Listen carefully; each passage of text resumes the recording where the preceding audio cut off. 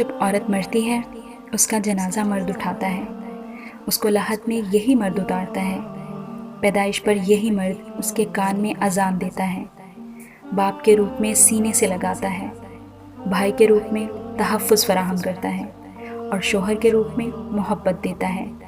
بیٹے کی صورت میں اس کے قدموں میں اپنے لیے جنت تلاش کرتا ہے۔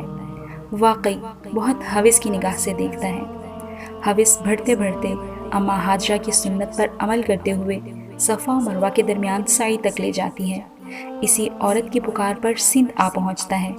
اسی عورت کی خاطر اندلس فتح کرتا ہے اور اسی حوث کی خاطر 80% مقتولین عورت کی عصمت کی حفاظت کی خاطر موت کی نیند سو جاتے ہیں۔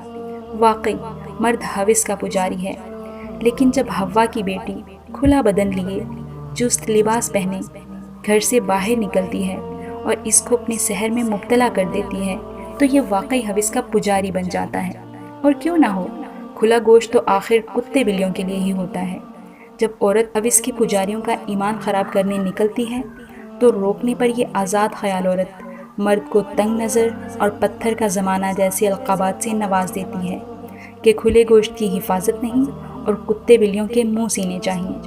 70,000 کا سیل فون ہاتھ میں لے کر، تنگ شرٹ کے ساتھ پھٹی ہوئی جینز پہن کر، 4,500 کا میک اپ چہرے پر لگا کر، کھلے بالوں کو شانوں پر گرا کر، انڈے کی شکل جیسا چشمہ لگا کر،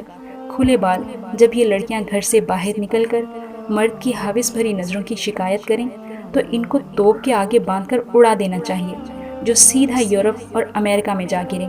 اور اپنے جیسی عورتوں کی حالت زار دیکھیں جن کی عزت صرف بستر کی حد تک محدود ہے۔